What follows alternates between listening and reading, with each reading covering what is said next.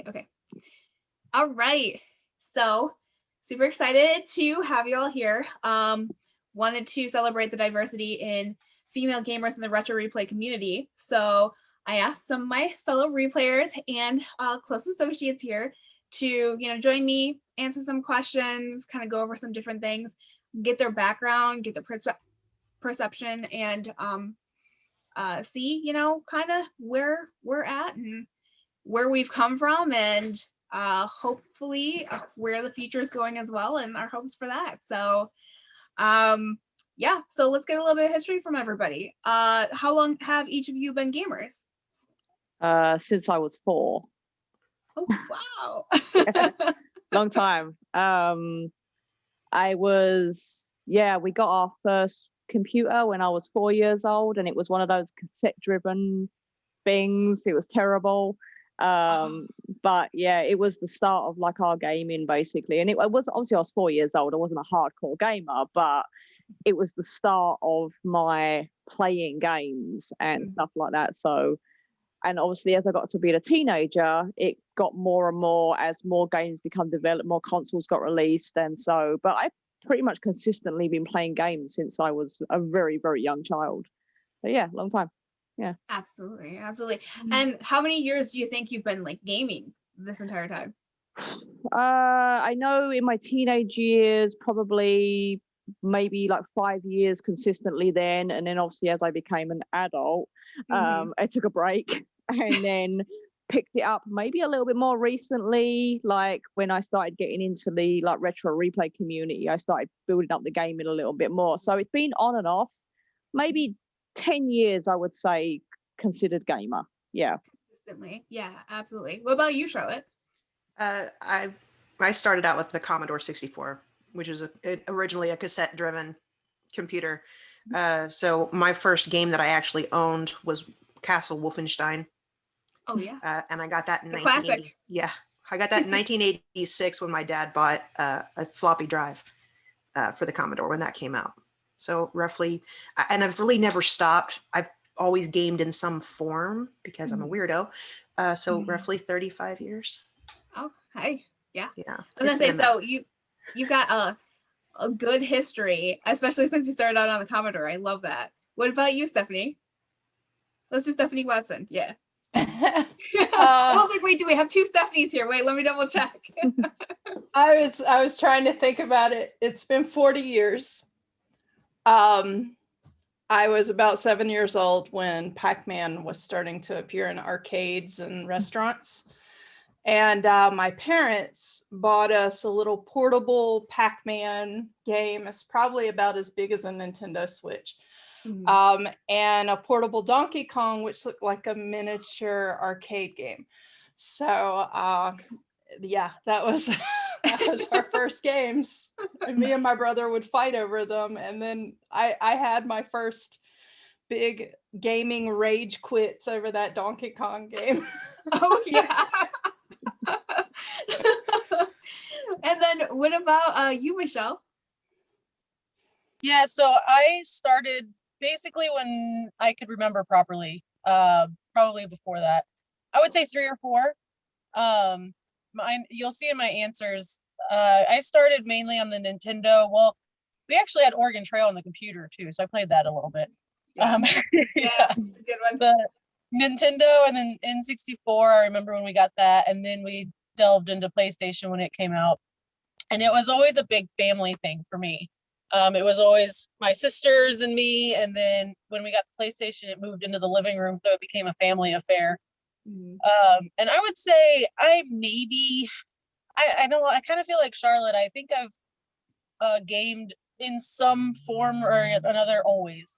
I've always had a console or a computer game or a way to game somehow. So I would say, how old am I? 32. So about 30 years, 29 years. Yeah. Hey, yeah. That's awesome. That's awesome. What about you, Jen? How did you get started and how long have you been gaming? Well, the earliest thing I can remember is going over to my grandma's house when I was probably like 4-ish, and she had King's Quest on her computer, on her Tandy 1000 computer. back in the 80s, and I was obsessed with King's Quest. It's just a word-based adventure game with like really terrible 8-bit graphics, but I loved it. I was obsessed with it. And then I got into like playing Wheel of Fortune and Jeopardy on there and Carmen Sandiego. And then I finally got an NES in the house when I was about 6, when I got the chicken pox, and my parents figured that renting me games would keep me from scratching. And they turned me into the monstrosity you see before you, where I'm obsessed with video games and can't do anything but play games. So probably about 33-ish years. Yeah. I was gonna say, I know that when I was about 6 or 7, I actually went over to my Aunt Debbie's house, and she had an NES, and I got hooked on it immediately. And my cousin, who lived actually like right next door to me, my other cousin, ended up going over to his house quite a bit. And so he and I gamed quite often. So it was kind of this like social thing that we always kept on. And then I was an only child, so that kept me very busy. But my parents weren't really, they were like, you need to go outside and play. Like, this is a waste of time. Like, they didn't understand video games. So I had to sell them on it.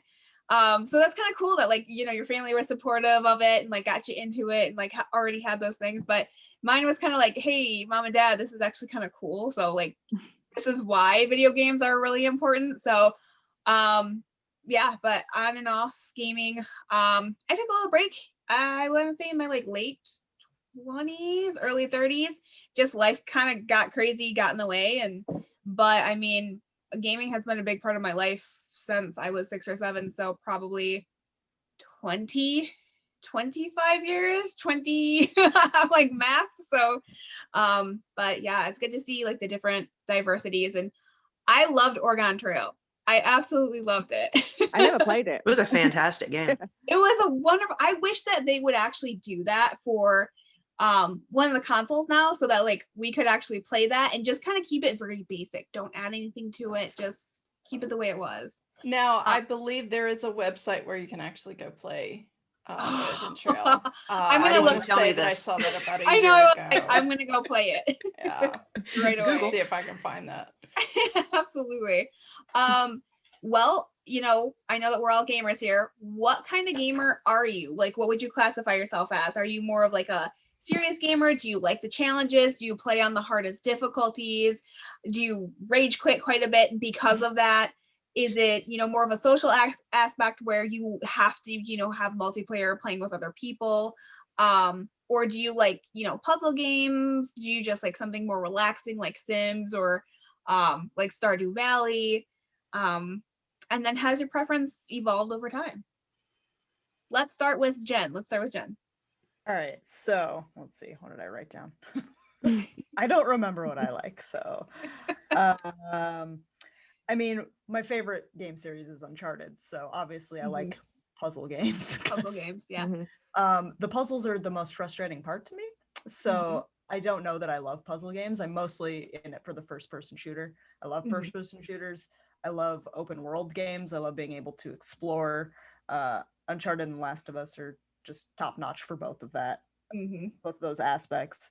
I mean, I started out playing computer games and then moved on to NES games like Super Mario Brothers and Duck Hunt and Ninja Turtles, and I was obsessed with those, and I've just kind of evolved into wanting to shoot things. I always play on easiest difficulty because if I die too much, it's not fun for me. I just get frustrated. I don't know if any of you have watched my Uncharted 4 crushing streams, but I've taken like a month break because I'm stuck on one part and it's driving me insane, and I'm like, this is why I play on easy. Well, I applaud the effort on the crushing difficulties because they're not easy and they're rage inducing. So, and then what about you, Michelle? What do you think? So I'm a massive like campaign linear story line type player. I'm not as big into open, which kind of drives me nuts because I know there's so much time and effort that's been put into all those games. And I do play Destiny a decent amount. And I think it's fascinating that I'm not, it's too big. It's too overwhelming for me. It's too much of a game almost. Uncharted, Tomb Raider, like those type of games are perfect for me. I always play on either normal or the next like difficult level. Even when I'm starting out a new game, I always at least play on normal or the next difficulty. But never really been the one to want to go for like the brutal and I've only finished 2 of the Uncharted games on crushing, and that's only because I have a tradition that I play them every year. So literally every single year I start playing them. I just started Uncharted 1 again. So at this point it's like, all right, well, I know the story. I know the fundamentals of it. Like I should try to make a little bit more of an effort. And I'll try to start it on brutal, and then I'm like, no, I'm not doing that. I've rage quit Uncharted 4 like 3 times, and I'm like, I don't really.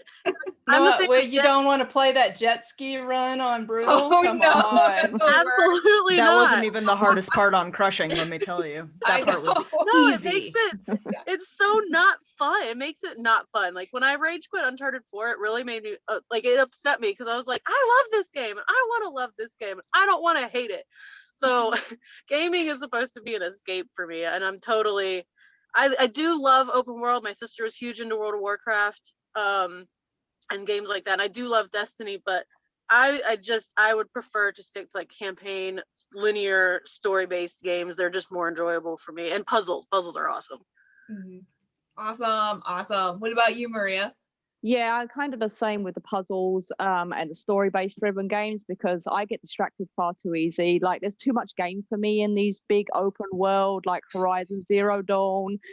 I don't have as much time as I want to game, and so my time is kind of precious, and so I want to get through the story, and I want the game to tell me where to go, because I'm like, if I don't progress enough, I tend to kind of get pushed away. And also I'm a magpie. I like shiny new things, and so if a new game comes out, I'm like, I'm going to go to this game instead because it's new. So I do need a game to kind of tell me to go forward. I like a lot of like the Uncharted games are great because they got a very good storyline that pushes you that way. I like to play on medium, and depending on how it goes, if it's too annoying, I'll chip it down to easy or go up to harder, because I hate to redo things. You know, if it's too hard, I'm just like, done. I get it. Don't want to do it anymore. Forget Next it. game. I don't want to hate a game I love, and so I wanted to keep it fun for me. Like when I was younger, I was a lot more into simulation games, SimCity and stuff like that. But as I've got older, I can't really put that much time into games like that anymore. And like games that you have to grind at, I'm like, I can't. I need to do things in my own house and not in a game. So exactly. I used to really do the laundry, not do it in Sims. Yeah. Well, I was playing Animal Crossing, and I'm like going around picking up twigs, and then I'm looking at my backyard, and I'm like, I need to pick up twigs in my own backyard. So yeah. I feel that 100% actually. That's actually one of the reasons I like don't play Sims as much as I like to anymore, because I'm like, I just don't have the time to grind for it anymore. So yeah, exactly. So games like Tomb Raider, Silent Hill, games with puzzles and stuff that like kind of challenge my brain a little bit and get me thinking are great for me. But so that's kind of where I am right now. I need a game to tell me what to do, you know. Yeah, absolutely. No, I totally get that too, because like if you do get stuck, or if you're like, this is too much, and then the fact that you're like, hey, if there's a new game out, I want to skip over to that. Yeah, I understand that completely. And then what about you, Stephanie? I'm in a mix between puzzles and achievements. So I feel like being able to check off a list of achievements is something of a puzzle on its own. Yes.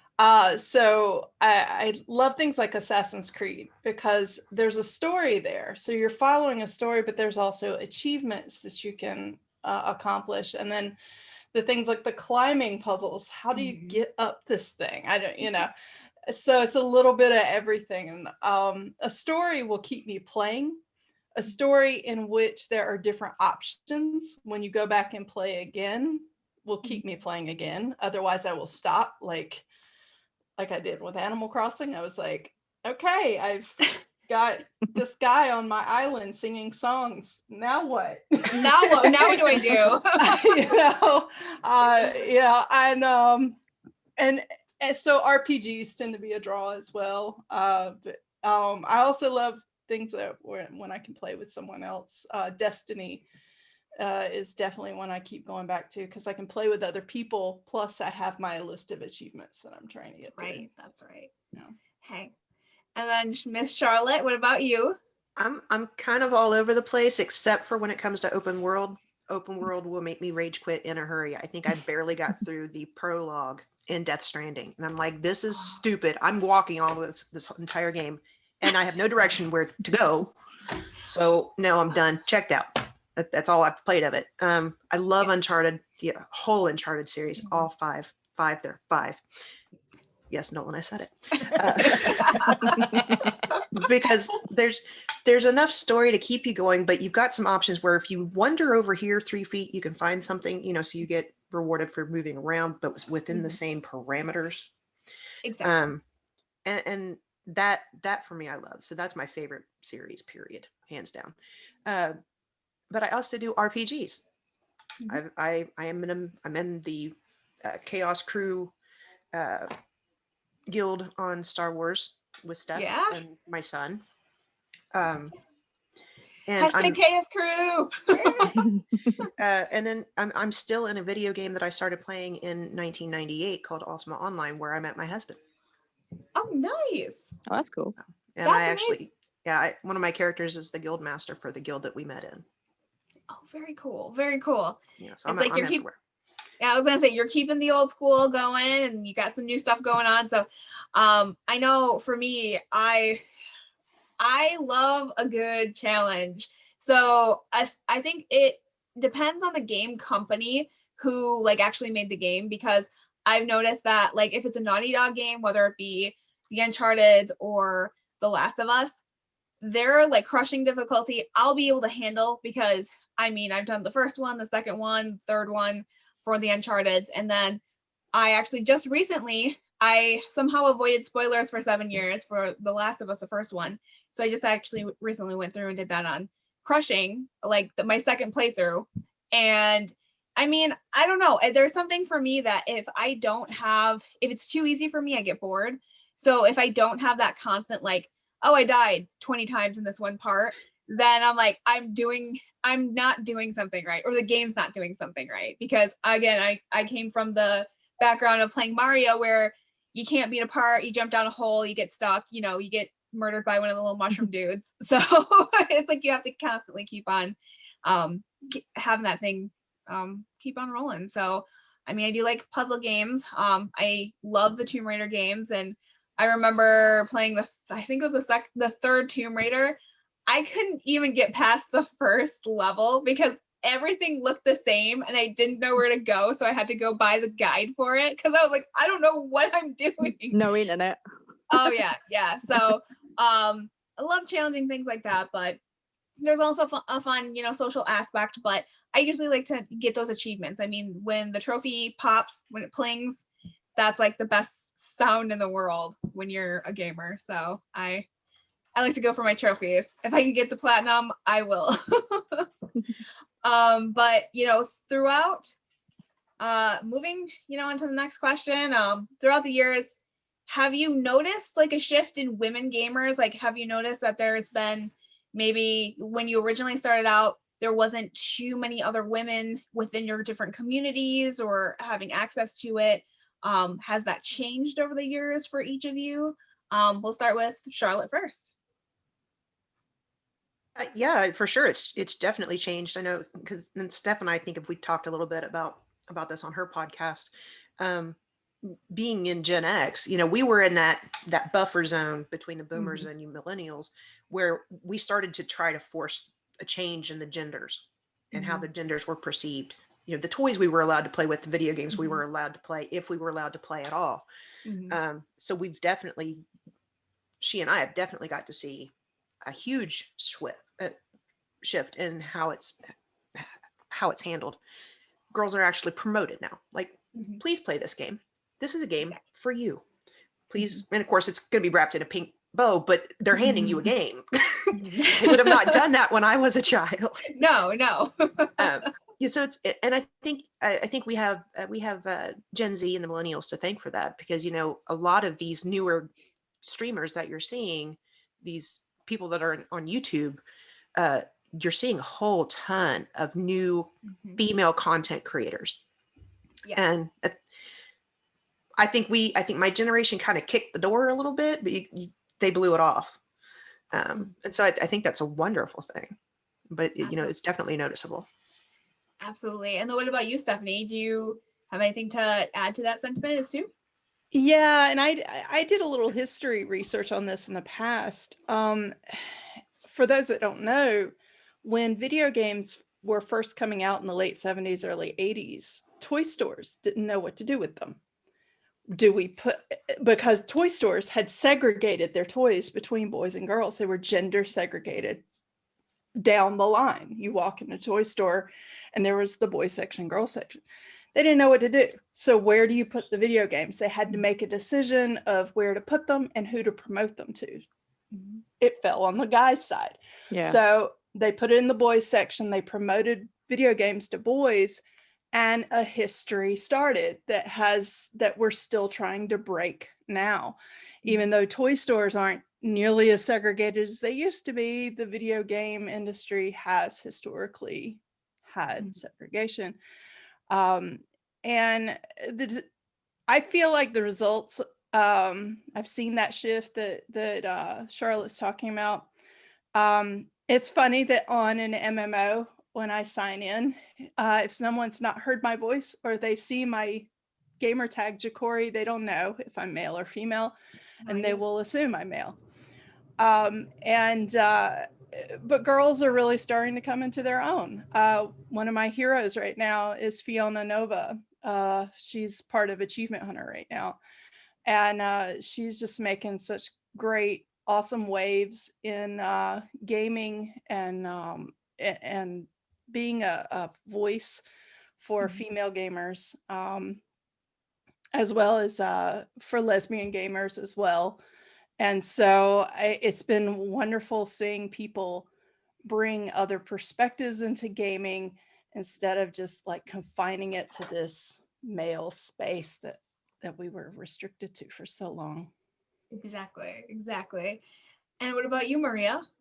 I kind of feel the same way. Like me growing up, I always felt that like games were always boys' toys. You know, the consoles I had, they were my brother's. It was always bought for my brother, and so for me, I was player two. I was the little sister. You know, and so it was. And I started getting into gaming, and to me, I feel like girls have always played, but we've always been a secret society of gamers, you know. And it was like when I was at school, we would like talk about games, but it was girls who game talk to boys about games, and boys talk to boys about games, but girls never really talk to girls. And a lot of girls had this idea of like, oh, grow up, you're playing with boys' toys, so you were labeled as that tomboy thing if you played video games, and so you were stigmatized a little bit as, you know, being a boy if you played video games. And so it made girl gamers not be girl gamers and want to kind of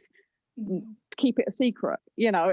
So I kind of feel like there has been a shift later with like Twitch and YouTube and stuff, that girl gamers who have been playing games for years can now stand up and say, hey, I play games, this is something I do, and I can make a brand out of it. But yeah, it definitely has changed as the years have gone on, but it definitely has felt like it's been a very male-dominated business for sure. And like the games that they have made for girls, it's like Barbie horse racing, go and strike the horse's tail. Then I'm like, I want to play Uncharted and shoot Nazis.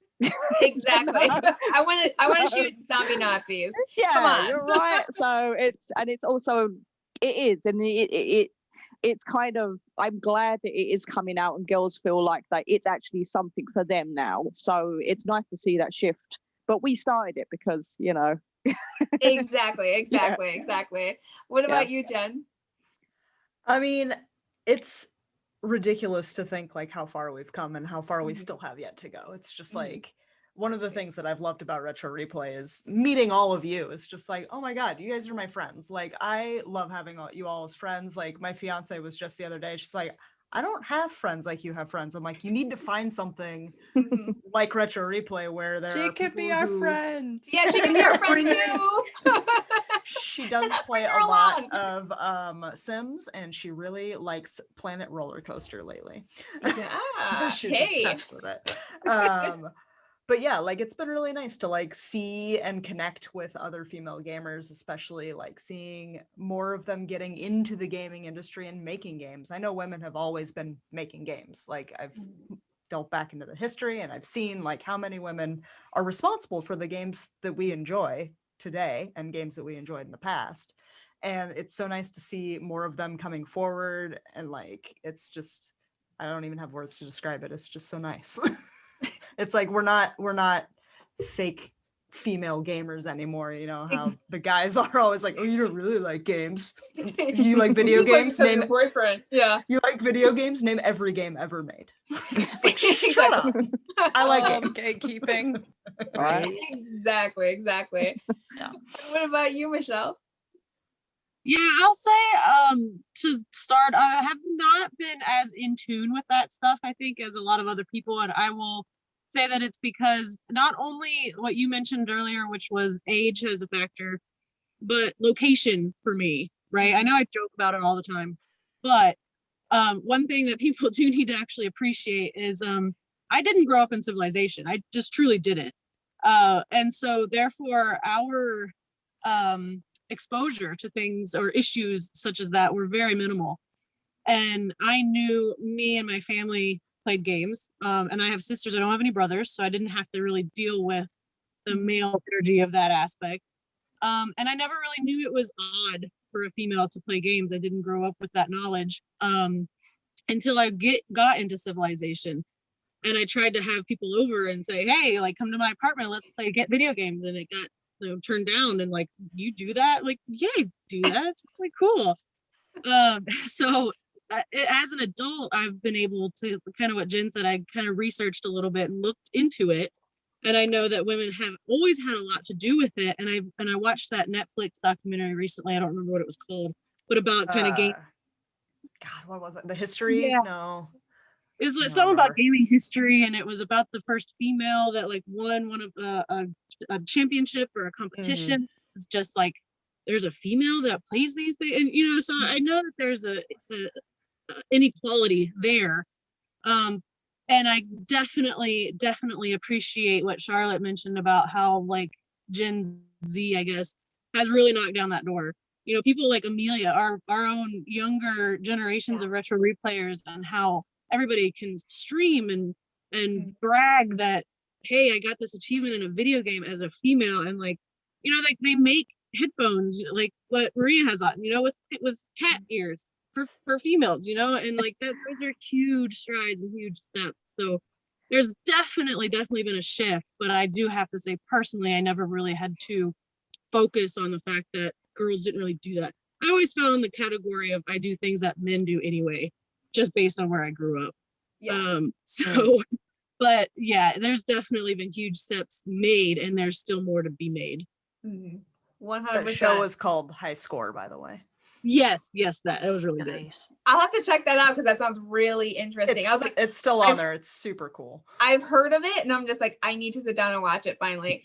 But with my personal experience, because with gaming, it was like the people who were playing video games were my male cousins. So that was like really my main exposure to gaming.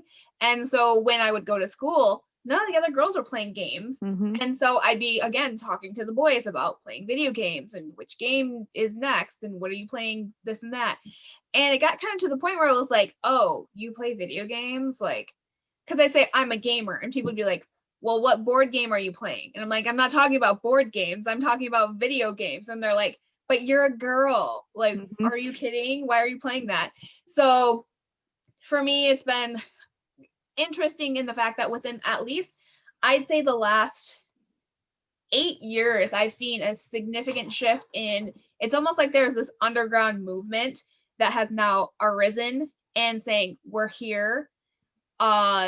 If you want to make more money, you should be smart and market to us because we're playing video games. we have a voice and you need to include us more in your significant storylines, not just be supporting characters or even objects to what word am I looking for? Romanceable NPCs. Romanceable NPCs, like choose the 3 options in order to marry or deny. It's more of a let's tell a story about a woman, or let's tell this, that, or the other. It's becoming more of an even playing field when it comes to not only storylines or playable characters, because now even playable characters, I mean, they're less sexy, they're less out there. They're normalized, and I think that's very important, is that we be represented in how diverse every one of us are, but also seeing that in the gaming industry as well. So I think it's really interesting that now when I sign online, I actually have more female gamer friends than I do male gamer friends. So which is great, because it's not like I'm like trying to do that, but I mean that it's good to have that support in that community, and we're all here for each other. So and I know when it comes to like playing video games or co-op or even streaming, a lot of us try to be each other's cheerleaders, because we know the difficulties that we've been through. So I really do appreciate that about the shift, and hopefully we see a little bit more of that as well in the future. So but I know and not to get ahead of us or the questions or anything, but to kind of go back to the other question about what kind of gamer you are. Mine was also shaped based on the fact that my very first experience playing online with anybody was awful. And yes. it was all because it was males, and it was terrible. So Same, been there a yeah, lot. it's just, so now I just stick to myself. I'm terrible at playing online with people, even if they're like, hey, come play with us. I'm like, okay, great, but I get super intimidated immediately. And Yeah. I get on, I get my headset, and then I'm like, I don't want to. I want to just play by myself. Worst, Yeah, I hope the we're fun worst that is way. when I get mansplained at, and I'm like, I've been playing this game for 7 years. You're gonna mansplain how to do this mission I've done thousands of times. Yeah. And it's awful because you mentioned something, Stephanie, I didn't think about, which is my gamer tag has the word woman in it. And so it's like, oh, I completely just like advertise myself as a girl. Therefore, I probably put a target on my back. And so the shift in positive gaming experiences for women should also incorporate the fact that playing online isn't terrifying, even though I still think it is. And I've noticed that too, because I did a lot of I do a lot of online gaming now, but I did a lot of like very competitive, like when Uncharted 2 and 3 came out and there was the online, I played that like for hours. So I very expert. Uncharted 4, not so much. Just because the gameplay is a little bit different for the online. But 2 and 3, like I could go against anybody and massacre them. So it was amazing.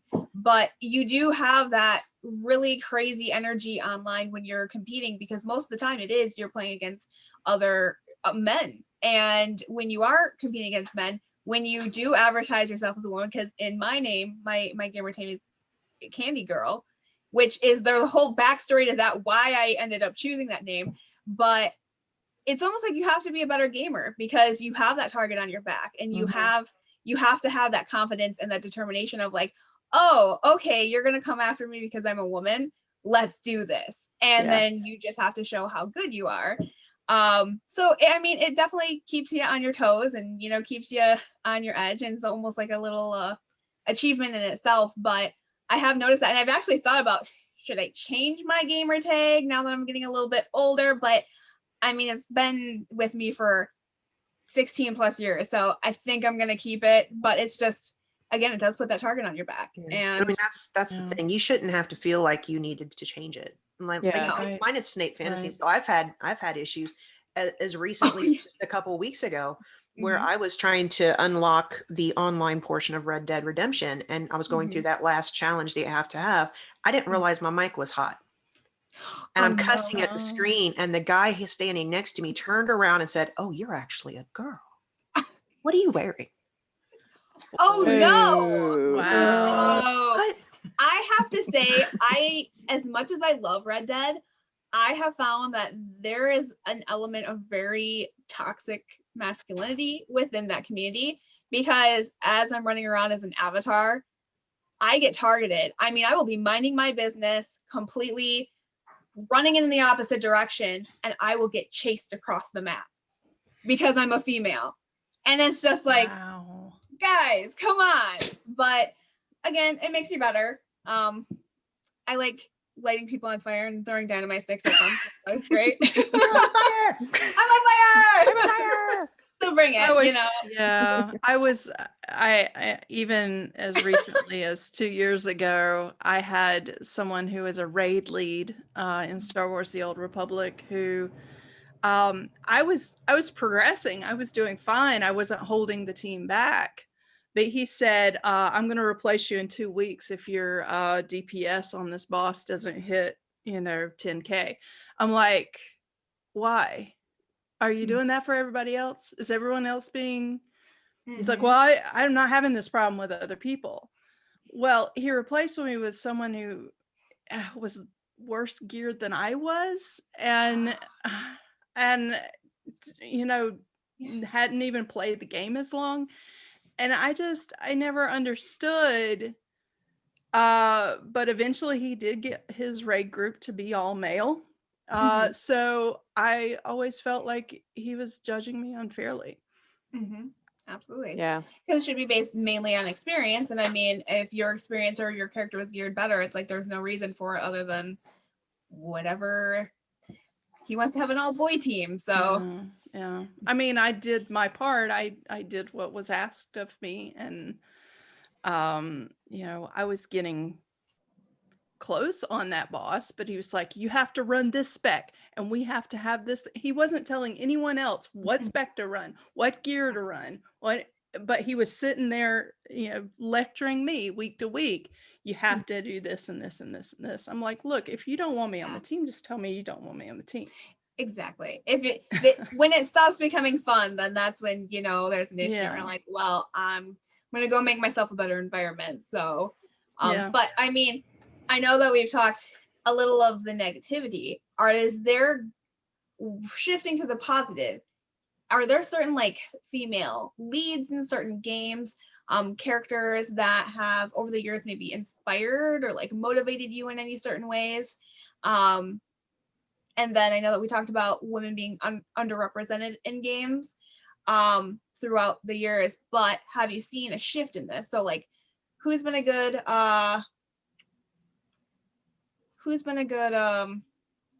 lead and a motivator for you, but also when it comes to inspiration, has that helped you in any way, as an individual, maybe giving you a little bit more confidence in different aspects of your life? And we'll start with Michelle. Yeah, you'll see in my answer. I'll probably be able to. It'll be written better than I'll be able to speak it. But for me, definitely Lara Croft and Tomb Raider, because I started out with PlayStation, and therefore Tomb Raider 1, and then we have all of them. We played all of them, however many there are. And we also used to buy those the books that you could read through to give you the answers on how to get through stuff. Same. We would have to do that sometimes, but yeah, the fact that Lara Croft was basically a female Indiana Jones that could do everything that Indiana Jones could do. And like I mentioned earlier, I was always the type of person to do all the things that men do anyway. So it was just one of those really easy ways for my life to transition into, when I played video games, the escape into video games of, yeah, I can do what boys do and I can probably do it better. And absolutely she's been an inspiration for me, because now she went from a completely cartoony drawed ridiculous objectification that climbs walls. You can't climb walls if your boobs are that big. I got giant boobs, I know that. I also can't climb walls, but to now she's this really badass bitch that is actually respected. Not only did what's her name, play her in the movie, can't think of her. Angelina Jolie. Yeah. But now what's her name? Brain. Alicia Vikander, who is a beautiful, fit, bitch, like completely killed that movie. And now that the franchise has been respected, the movies have been respected some, and it was absolutely an inspiration for me, and a shift that it's part of that shift to appreciating females in games and as games, for Alicia Vikander to get that role to me. Mm-hmm. Absolutely. What about you, Jen? I mean, it's been really nice to have more games lately that have female protagonists. It's been so nice. Like playing Last of Us 2, it's just like, oh my God, this is so great. I'm playing as these badass women. And I admit I hated Abby the first time I played through, but I've come to love her. And I started watching the woman that was the face model for Abby. I started watching her streams, and she's so much fun to watch. Her name is Jocelyn Nettler. She's really cool. And then like seeing people like Felicia Day, like who's always been a gamer, like watching her get into her streams after she's done her millions of shows and stuff. It's just been really nice to be like, people fucking respect her. Like she still gets shit from a lot of people because a lot of people are still stupid, but she knows what she's doing and she knows how to hold them off now. So it's been nice to be like, oh my God, I can play this game and I don't have to play as a white dude. Like that's so nice.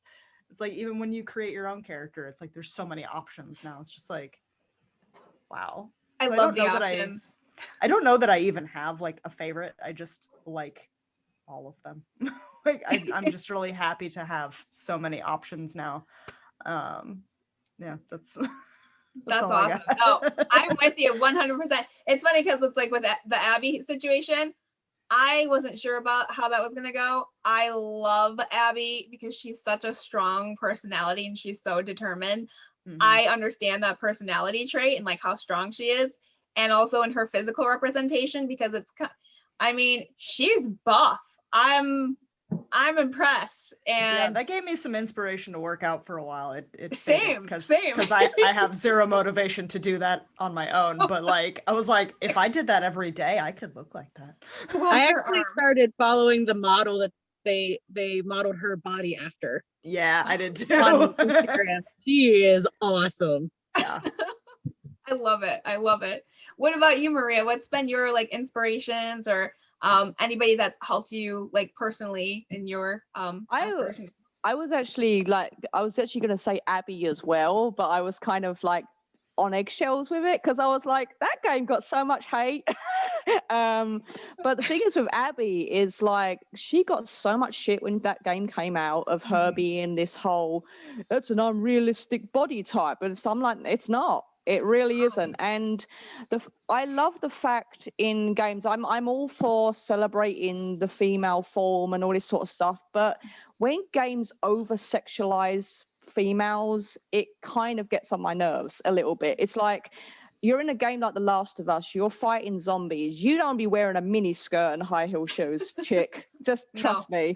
And so it's like, characters like Abby and Ellie, the fact that she was a female never came into it. She was just a character in a situation, roughing it with the guys, doing what the guys did, and it never came into it that she was a woman, that she was a female. She never had any special treatment. She was like the rest of The Last of Us. And so I really appreciate that went that way and that she wasn't sexualized as this character that men could drool over.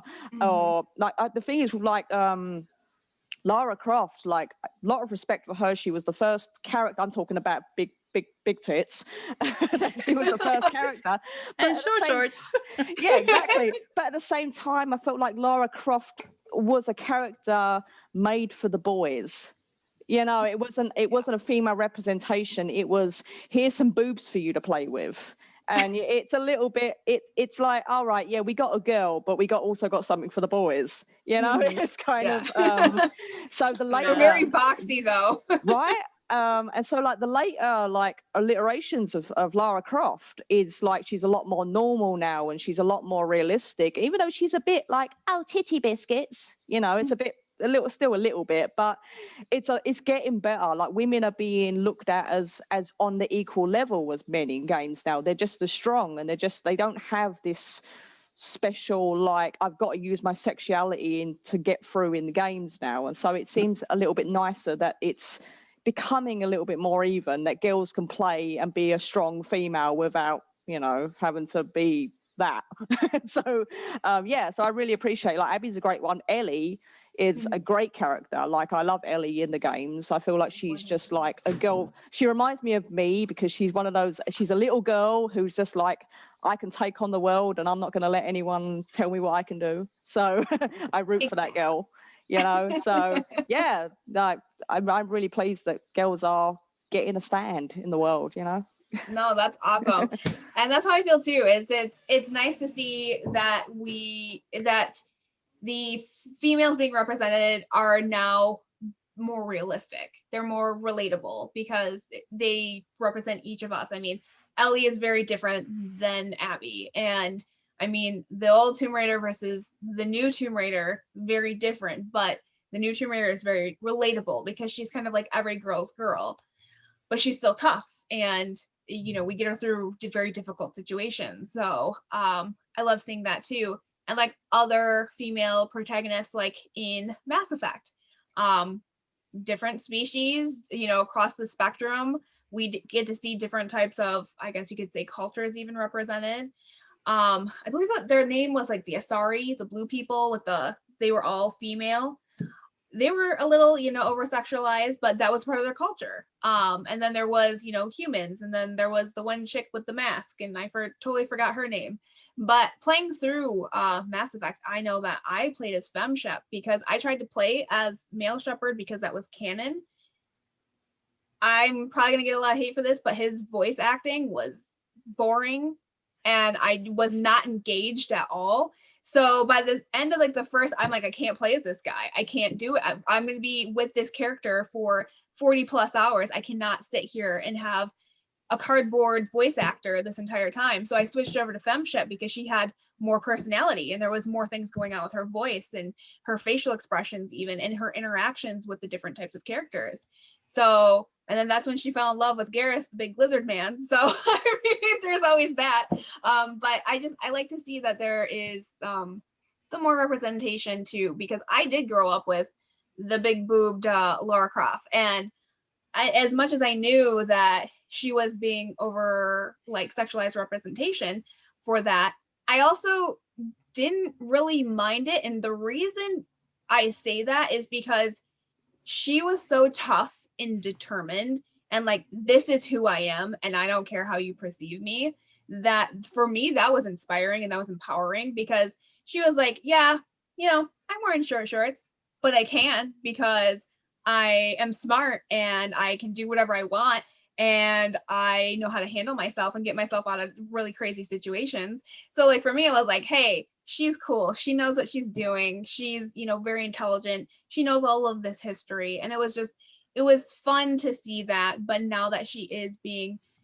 has changed when they revamped the franchise, it's nice to see that she's more relatable. She still has that tough side. She's still very intelligent, but she's also more realistic. I mean, it's more believable at that point, I guess you could say. But what about you, Stephanie? What do you think? Oh, I was going to say what my response to that is kind of like anchoring a little bit on that anyway. To me, I don't mind sexualization in any character, male, female, non-binary, whatever, if it fits with the story and the character, if it's not forced. Like you said with Lara Croft, yes, she has a large chest. Some women have large chests because that's what they have. And or is what should they that have. limit their ability to raid tombs? And no. So, you know, but I want to talk to her what she bra was. maker. Yeah. I'm like, that said, when they have a woman's boobs blowing in the wind, I'm like, do you know how boobs work? That's not They how don't do that. So What is the dead or I dead or saw a alive when video it got of boob that. club physics? Yeah. The slight jiggle. But no, so I have to say that so I don't mind if it's part of the story or part of the character, as long as it's not the main thing, because that's not my thing. That's not what I'm there for when I play the game. I will say that I tend to play more games that have male leads in the character. Assassin's Creed had lots of male leads in there. Halo, of course, Master Chief. Master Chief. But when it came to games like Destiny, I have all female characters, and you can play that story as a female guardian. I think the thing that really stuck out with me with Star Wars The Old Republic is that they wrote every story, every class of every story was either a male or female. Now, there wasn't, their first run, they did have a situation where all the relationship options were completely hetero. So, so they kind of fixed that later on. But so that bothered me. But it was, at least I could make a female smuggler and play this smuggler storyline and play her however I wanted. And I felt, that this was me in the game. And so it was great. It's a lot of fun. That's awesome. That's awesome. What about you, Charlotte? Yeah, Lara Croft she's cool. I prefer Chloe and Nadine, because I mean they're just badasses. But rolling off of like what Steph said, that is the really good thing about getting into an MMORPG, because you have the freedom to create a character the way you want. You don't have to play a male. You don't have to play a female. You can, and especially like in UO, you can play an elf. You can play a gargoyle. You can play a human. You can make them look however you want. And so I like that. I like badass women, and I like custom. And I was gonna say diversity. Yeah. Diversity is always great. I know that like when it comes to like your personal experience when it comes to like gaming, I know that we've talked about like achievements or certain things like personal like goals you've had with certain games. What's your favorite achievement in your gaming history that you've achieved? Maybe it could be like a game you've beaten, platinum trophy. I mean, even like if you've done like a charity stream or anything along those lines, like what is your personal favorite achievement in your history, or the few that you've had? And back to you, Charlotte. You've met him. Troy. Troy, I was gonna say, shout out to Troy.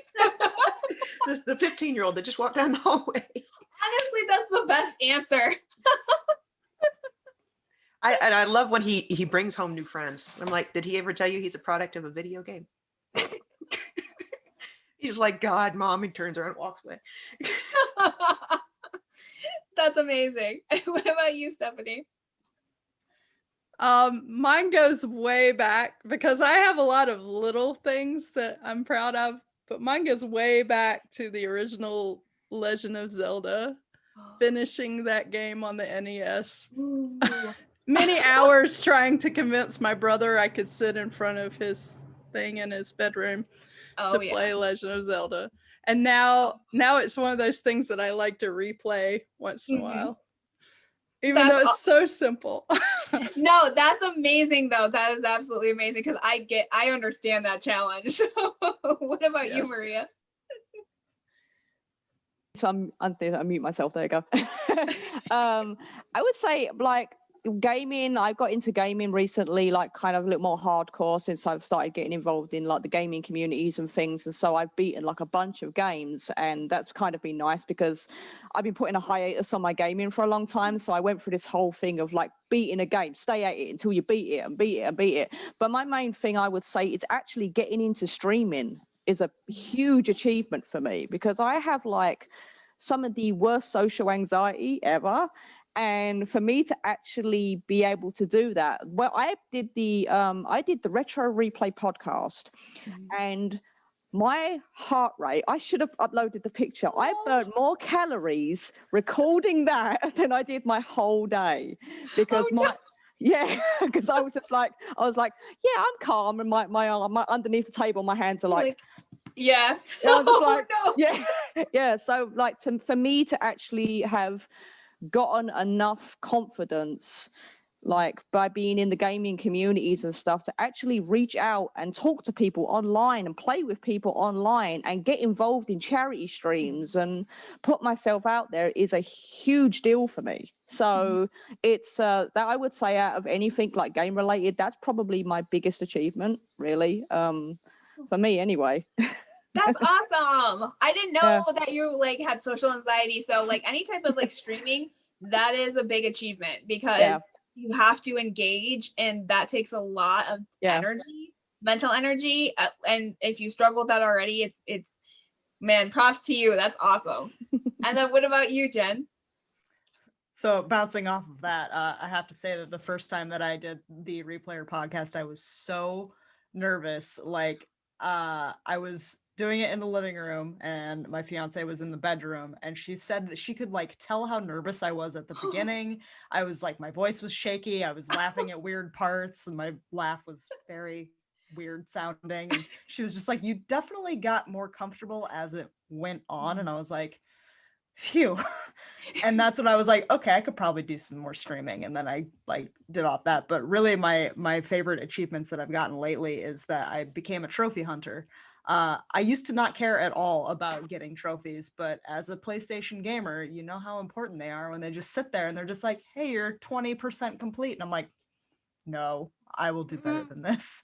So Xbox achievements the same way. Yeah. Constantly saying you're this close. it's just Yeah, like, just all keep right, on. fine, I'll do it then. So in the last couple of months, I've gotten a bunch of platinum trophies, mostly because I searched for the easiest platinum trophies you could get. And I was like, hey, this game is $2. Okay. Platinum trophy. Like, took like 10 minutes to get a platinum trophy. Why But not? I've been working on trying to get a platinum for Last of Us, but it includes multiplayer online, and I hate multiplayer online on that because I'm not good at it. So I'm like, this is going to take a million years. So I just kind of set that to the side, and I was like, I'm going to work on platinuming all the Uncharted games, and I got 1, 2, and 3.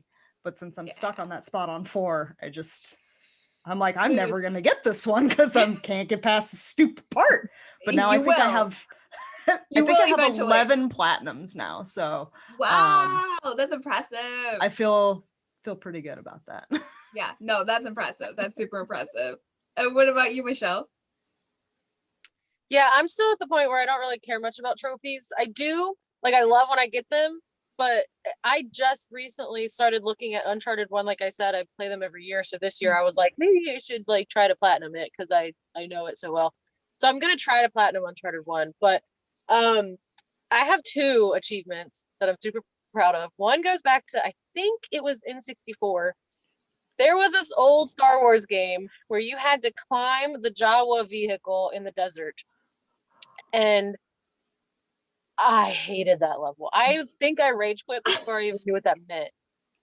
It was so hard. And my sisters and I would like trade back and forth trying to beat that level, but we finally beat it. So that's one. And then my other one is honestly probably beating Lazarevich on Brutal in Uncharted 2. Oh yeah.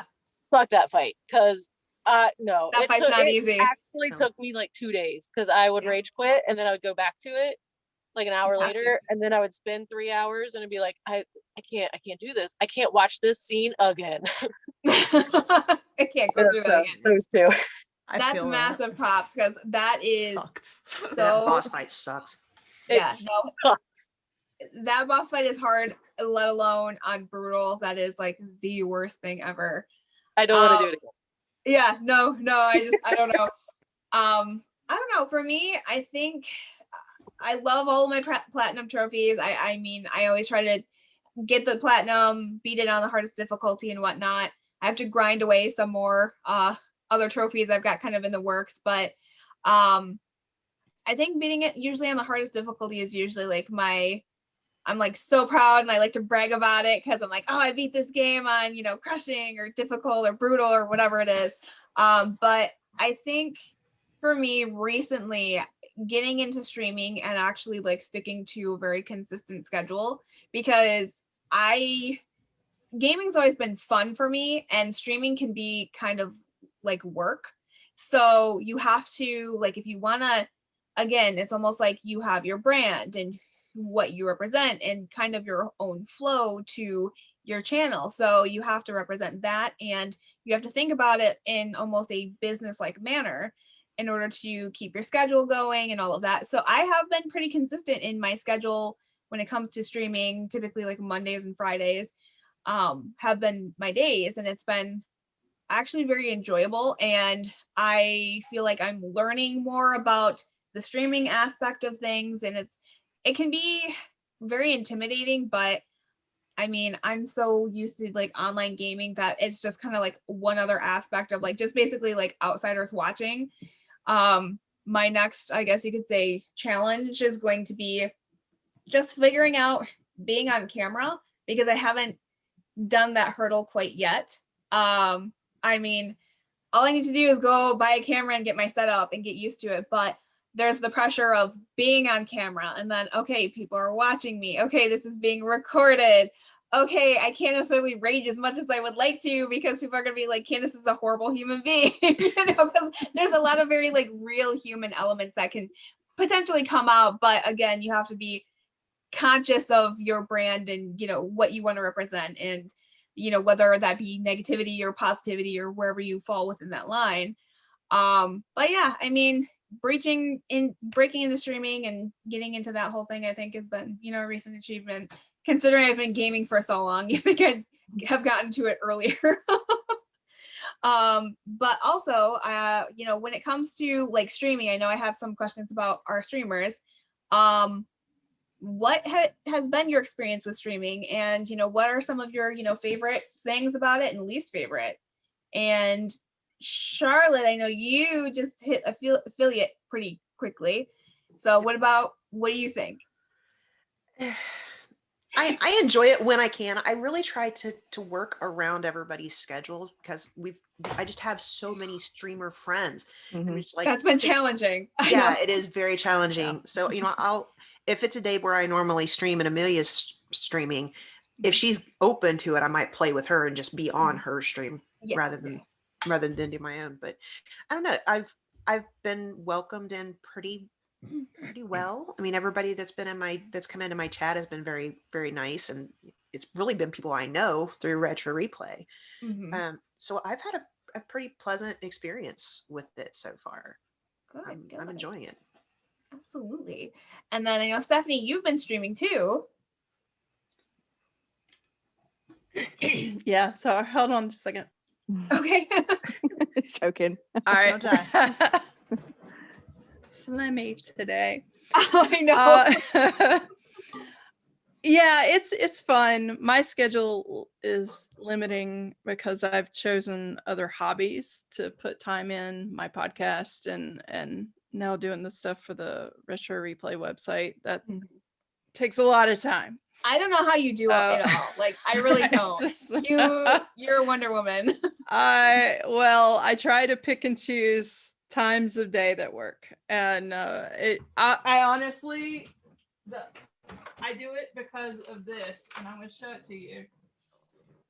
See all that? Wow. Yeah, Look at you being all adult. I was like, that's fancy. Got a planner and used it? What is this magic? You didn't if I write it down, throw it away? Witchcraft.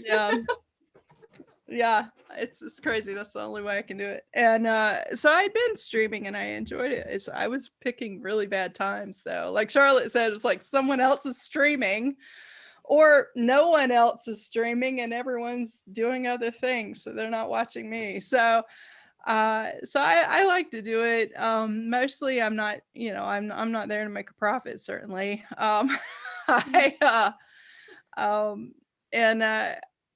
It's still a little intimidating to me. I get an automatic defense mechanism when someone comes in that I don't know. And it's because I don't know what their intentions are. Even recently I had a stream where, because I don't stream just gaming, I've streamed other types of stuff too, like writing. And I had someone come in and start talking to me as if they were trying to tell me how to write. you know, or give me advice on writing. And I'm like, I've been writing for over 20 years. I appreciate this. Yeah, thanks for the help, but Yeah. I was there for that. oh, that's I'm like, awkward. It was that No, it was thank very you. awkward. So that I am a little wary every time strangers pop in, especially once they know I'm female. I get either mansplained to or hit on or whatever. And it the other thing with streaming is it kind of forces me to accept that I'm not perfect, because I've been a YouTuber for longer than I've been a streamer. Oh yeah. And in YouTube, I can edit it to make it exactly like I want it. And in voiceover, I can edit it. And I can't do that on stream. No. No. I was like, when you're streaming, anything goes, and whatever's happening is stuck forever. So if I can't climb up that building 5 times, even though I could have done it perfect without streaming, somehow I can't get up the side of that building. Exactly. Like, great. And then what about you, Maria? Because I know you've been streaming too. You are very vulnerable as a streamer. You like yourself is there, and as like Stephanie was just saying, like it's live, anything can happen. And I have pets, and they run across my microphone, and they knock my mic over and my webcam, and I feel that things happen. And so it's live. And so I started out with doing the streaming that I was like nervous about it. Now I'm just like it's my stream. I'm like, hey, a cat's gonna run across the thing and smash everything up. And now I have Summon the Cuteness as part of my Twitch channel now, that people can push a button and my cat comes up on the TV and destroys my game. Like, it's a thing that people can do. So my channel, I've started to just accept that it's all fun. And so if people are laughing, to me, it's kind of defense mechanism. Is if they're laughing, it's because they're laughing at what's going on and not at me. It's exactly. It's the mascot personality. It's kind of the funny headphones. They're supposed to be funny, It's that whole, like, it's a mask that you put on. And so streaming it's been really fun. Like, I've had a lot of good luck with it so far. I've got a bunch of different communities. My husband's gaming communities have jumped on as well, and so I know some of those, and so they've always been really supportive. But when a new face pops up, you're like, oh, hang on, I don't know who is this gonna be. Who is this? People have been relatively good, and lucky enough, I play a lot of old retro games, and so the people coming on do tend to be people our age that I do a lot of throwbacks where I'll play games from my childhood, and so people are like, I remember this game when I was younger. And so it's they're more understanding. I don't get all the 14-year-olds, you're a knob, come on. Exactly. So I seem to avoid that, and even if I do get them on it, I kind of play with them a little bit, because I was diagnosed as a reserved extrovert, which means I'm an extrovert, but I don't like being around people. So it's I feel like that's what I am. Yeah. And so when I'm on the mic and I get going, I can just be like, roll it off. But so it takes me a while to get going. So it's great for me as a person, because it's helping my confidence come out and it's helping me become more extroverted. But at the same time, before I'm streaming, I'm like, I don't want to do this. This is stupid. I don't want to do this. I'm stressed. I'm tired. I've been at work all day. And as soon as the mic comes on, I'm like, hey. Yep, exactly. So that's how it always goes. Completely stupid. So to me, it's a nice, and I always feel really good afterwards, because I feel like I've had a good time and people laugh and people think it's funny, and it's been helping, just kind of lighten the mood a little bit, So yeah. Exactly. That's awesome though. And then what about you, Jen? How do you feel about it? I have a love-hate relationship with streaming, mostly because half the time, like, I bought all this new fancy equipment and sometimes it doesn't work. And I was like, guess I'm just streaming directly through the PS5, which is fine because it works. But it's also frustrating because I have all this cool stuff that I want to use and I can't use it because one thing doesn't want to work on slobs, or one thing doesn't want to work on this program. And I'm just like, whatever. And then when I do stream, I like to do full playthroughs. I don't like to just play like a little bit of a game and then move on. I want to do a full playthrough every single time I stream. But then it's like, oh, I want to replay this game. Ooh, but I want to replay it on stream. And then it's like, well, I play it for like 2 to 3 hours, and then I just have to wait for my next stream to play it again. And I'm just like, but I want to play more now, but I don't want to be on stream. Yeah. So it's like, it's really tough. And then going back to the whole like trying to pick a time, because we have so many streamer friends now. It's like, well, I don't want to step on anyone's toes. I don't want to stream when you're streaming. I'll raid you if I can later, but it's like, I feel bad, but it's also like, by the way, everybody, I need, like, when you're streaming, I know we've all felt it, you're like in the middle of the thing. I am consciously trying to remember to raid people. So if you guys are on, me too. I'm trying to consciously remember to do that. So if I don't raid you, I'm not being rude. I just literally am like panicking and forgot. So I usually just forget because I'm like, okay, bye. And then I click end stream and I'm like, oh shit. I should have checked to see and if I'm anybody. like, who else? I was like, oh, yeah. I messed up, but it's just like, Same, yeah. and then it's just like, going back to what Stephanie was saying about like it's live, like you can't edit it, but it's like I do my live playthroughs and then I try to edit them before I put them on my YouTube channel, because there was one time in Uncharted 1, I think it was in Uncharted 1, I died for 2 hours straight on crushing in one spot, and I literally just edited out most of it, and it was just like 30 minutes later because it was ridiculous. And I was just like, I can't believe I've still like there's a whole frame where I'm just like, okay, we're gonna try this again, here we go. And then by the time I finally like got through it, I was like, yes, thank God I never have to do it again. And then when I played it on easy later, it was super easy. So oh man, don't do crushing, it's not worth it. Yeah, don't do crushing. And then Michelle, have you streamed at all? Because I know that you were kind of no. So my boyfriend actually just the other day was like, you could stream, like we have everything for it. And I was like, yeah, I'm not interested, to be honest. I just don't have an interest in it. But I definitely wanted to say, as you guys were talking, like I 100% commend everybody who streams and every one of you, because not only are you completely vulnerable on it, but it is like what Maria was saying, a huge step in like social anxiety aspects. And it is intimidating, and you're just completely open on a stream. And plus you have to, you don't want me to stream, first of all, but you have to like watch your mouth and like, exactly. I would love to watch you stream. That would be I would watch you stream in a heartbeat. Awesome. You would already have a bunch of followers. I would cuss so much I'd get kicked off of every platform. But yeah, I don't really have an interest in it. And I'm not sure why. It's not that it turns me off. But I also have a lot of other things going on. So Stephanie, good Lord, woman, with all the stuff that you have going on, and you make time to stream. I just commend everybody who does it. Not most time. I was gonna say, if you ever decided to, I would definitely watch you, because it would be you make affiliate in no time. Yeah, It would literally just be the time. And she's like, I don't even care about this. Why is this like? And that reminds me of the fact that my favorite thing about streaming is just everybody I know who supports me coming into the channel at one time and just talking. Yeah. I mean, like aside from the game, just having everyone there and people you don't even know each other start talking to each other, and you're like, yeah. I feel like I would need a planner to write down when everybody else that I know streams to try to support them. Exactly. That's like, put together a retro replay TV guide. Yeah.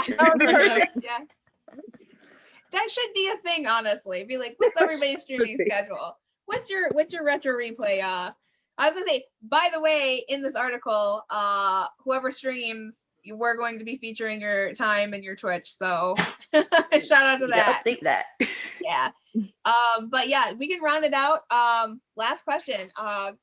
Video games have been evolving significantly in the last few years in regards to like diversity and strong female leads. What do you want to see more from the industry, like in the future? More And cats in games. More cats. More cats in games. I'm down for that. More cats. Hi. Do you mean like cat people or like actual cats? Either, just cats. Yeah. Just cats. Okay. Doesn't matter. And then we'll throw it back to Michelle. So my written answer is definitely going to be better than what I'm about to say, but because it was nicely eloquent. But I think the thing that I would like to see more of is just recognition in general of the creators. You know, the voice actors, I didn't really pay much attention to until Nolan became a prominent figure. But people who spend their lives creating these games, you know, people go to school for all of this and they get their masters and they spend a lot of money and then they have all this experience to get into creating the environments that the general population spends hours and hours and hours in. And I think that needs to be commended a little bit more on the engineers and all of the environmental specialists and computer graphics people, and I don't know the proper terms obviously, but the people who create the games, I think, need to have a little bit more recognition, because like I said, people spend their escape time in the world that they've created and it needs to get recognized. 100% agree with you. I actually have a good friend who is an environmental artist, and she has actually shown me more a little bit, like I knew hours and hours went into, you know, developing games and, you know, but there's a whole different aspect behind the scenes that like you don't even really consider how many people are working on one significant project. And then I was gonna say, I was like, yeah, you got the 10 case too. And yeah, no, that's her signature. I was gonna say it's Caitlin, the only one I've got. Caitlin Yeah, it's Johnson. But yeah, it's amazing, and I would love to see more recognition in that as well, you know, for the people behind the scenes. And the city thing, right, is like with open world games like Destiny is a good example. All of the patches that come through, people get hated on a lot because they're like, how does this patch not get fixed but this patch gets fixed? And it's like people really just truly don't understand the amount of effort and time that goes into every single patch or every single thing that happens. Exactly. That something, once you click one switch, something's probably going to go wrong somewhere else, you know, and we just don't understand that as a gamer. And I don't know, that I'm gonna it's all the coding now. Yeah, it's all the exactly coding. Yeah, exactly. And then what about you, Jen? What do you think?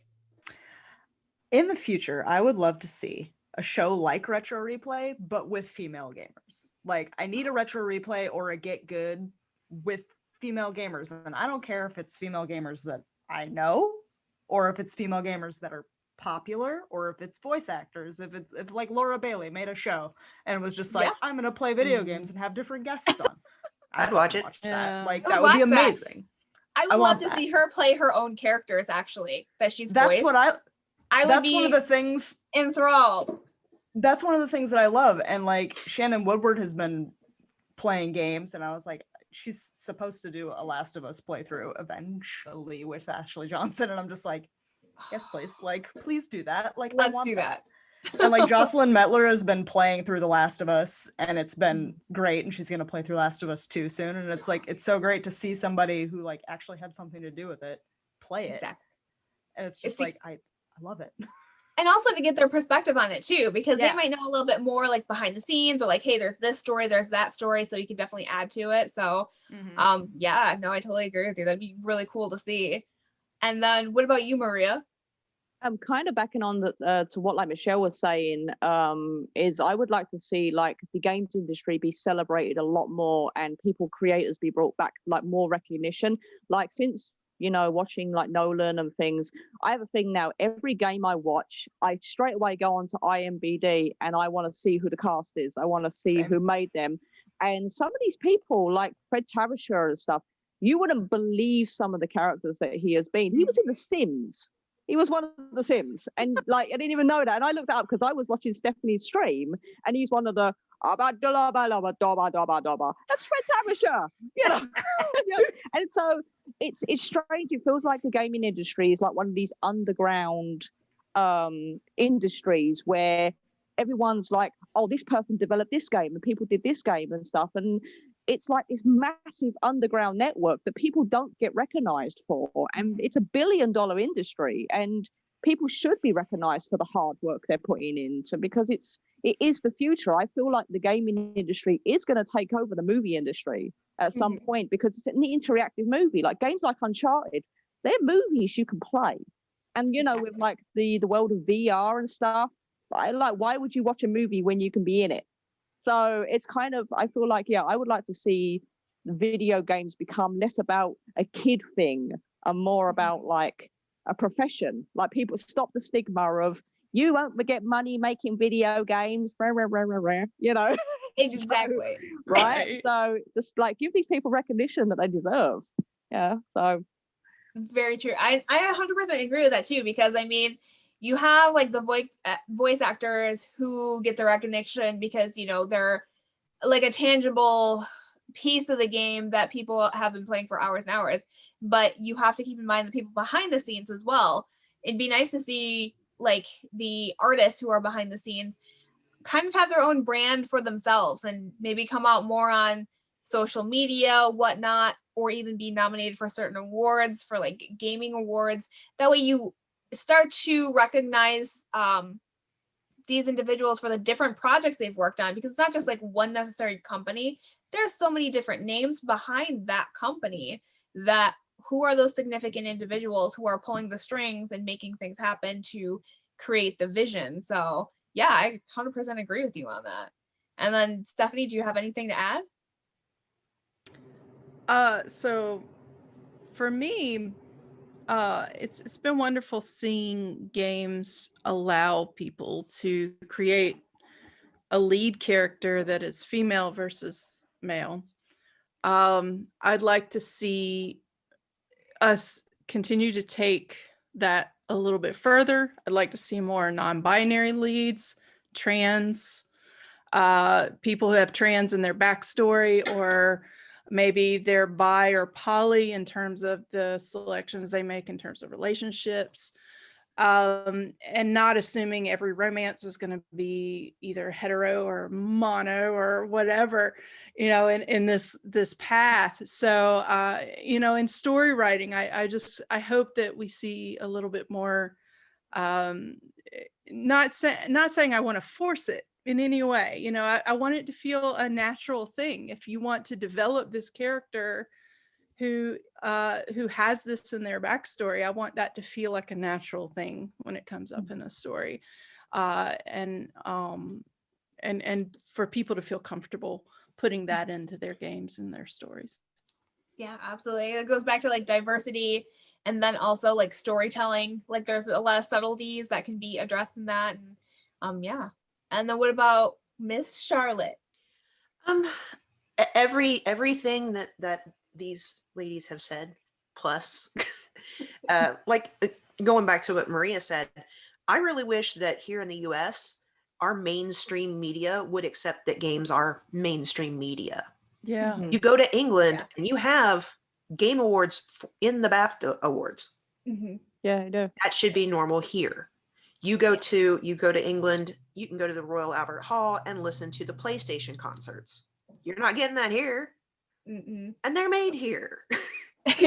That's true.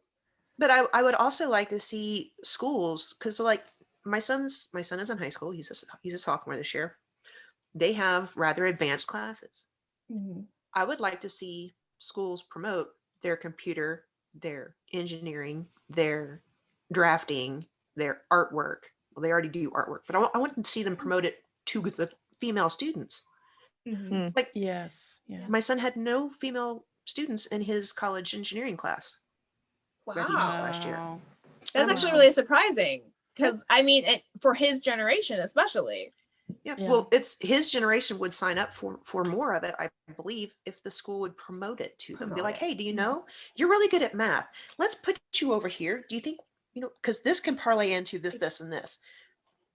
I think that needs to be more women in those aspects of the industry as well, because I mean, I know from like just even computer programming, my cousin actually does that. She is actually pretty underrepresented it as well, within her industry. So she's like, it's nice, when there's other, women within my team and whatnot. She's like, it doesn't happen very often, but doing a lot of the behind the scenes coding and engineering and just not even the artistic aspects of it, but the more technical side of things, I think need to be addressed more in, pulling in different, diverse people. And that starts with education, and the younger you start with that, the longer and the more advancement and basically experience you can have, right off the bat, which is a huge step up for people. And I think education is a huge thing to give people that step up that they need in order to point them in the right direction.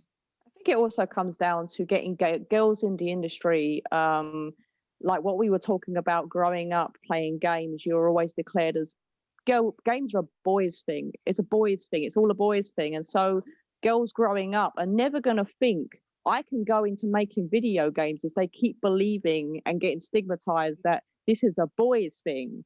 I don't want to be classed as a tomboy because I play video games. And so we had that environment has to change, that this is an acceptable thing for girls to do, because a lot of girls who in school, especially when I grew up, it was all hair and makeup and boyfriends and blah blah blah, and if you didn't do that, it was like, there's something wrong with you. And I'm like, no, I just don't care.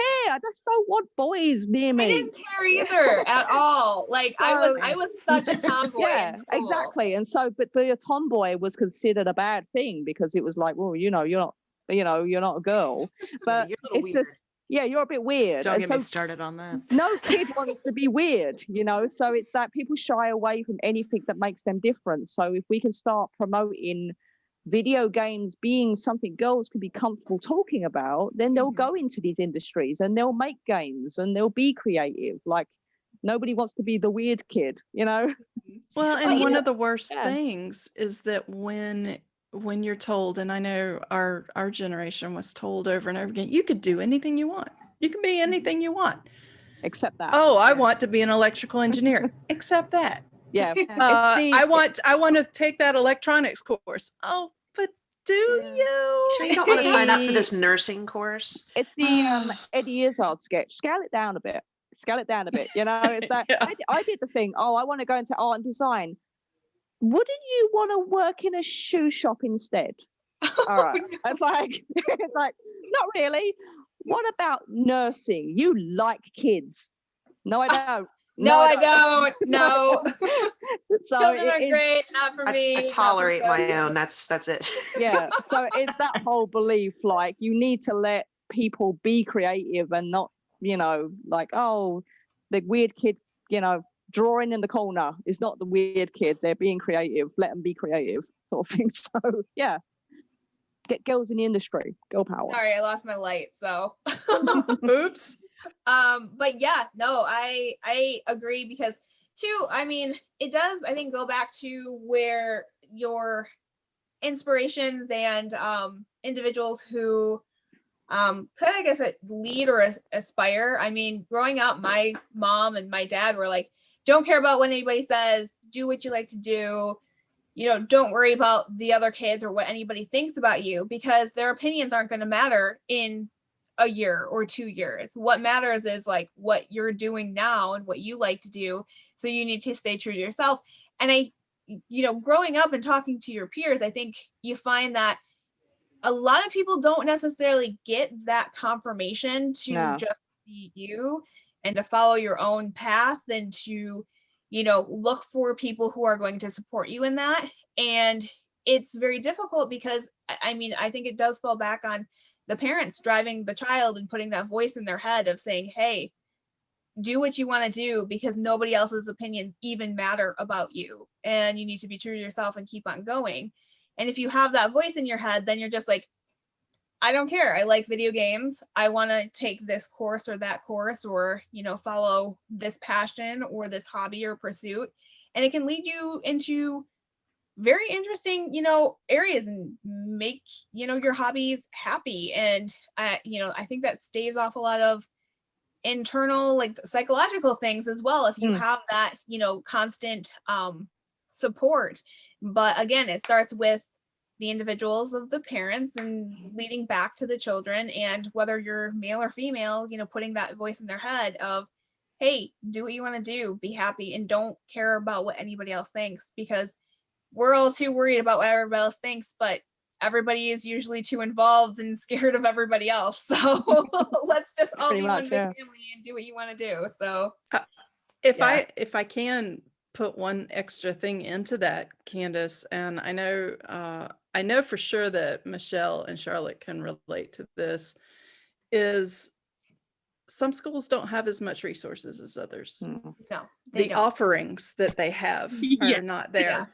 Yeah. We That's had true. one computer programming class, and it was a business class.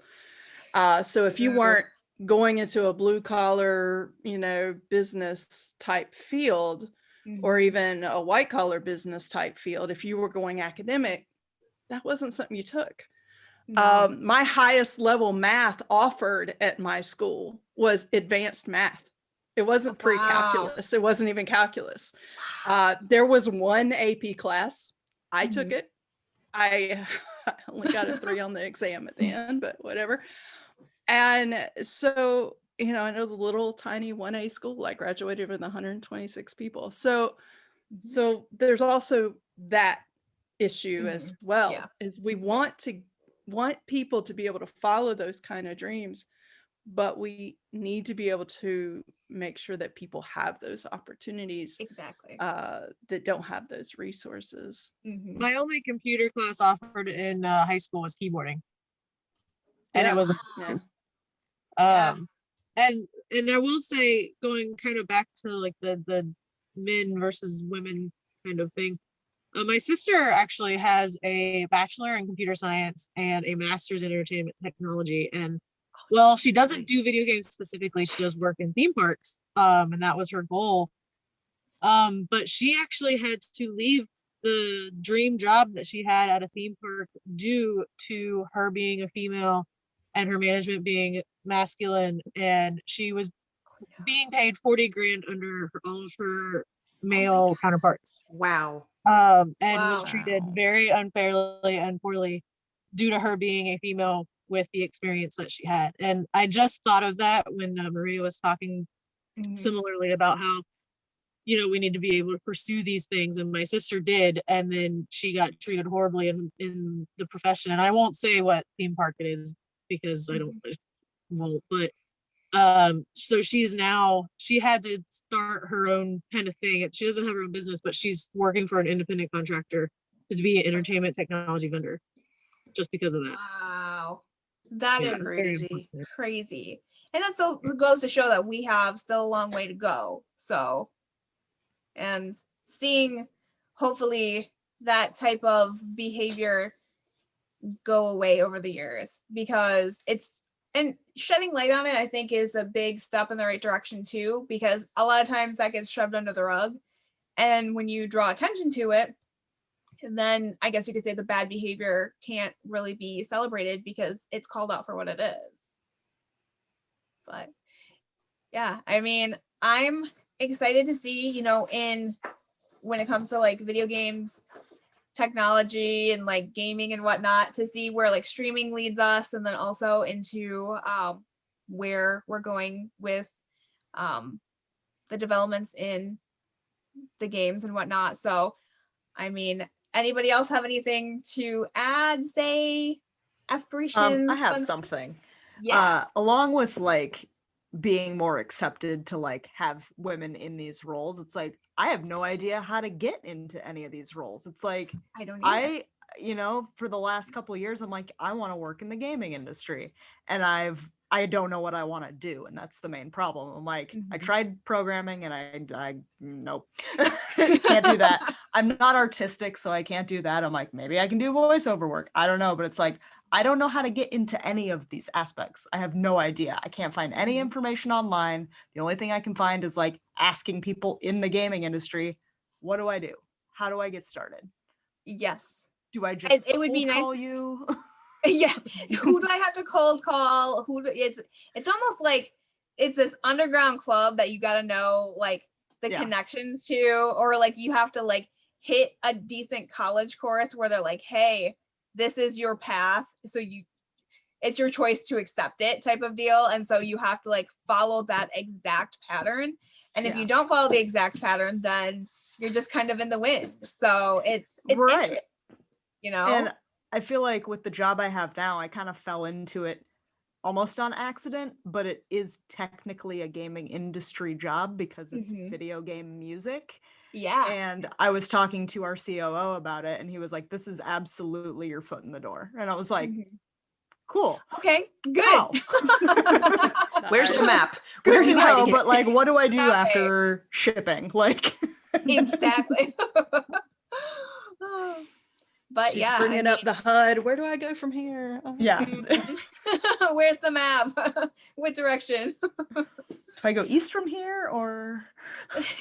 Yeah. Do I open this door? Okay. Don't go that way. What's behind this door?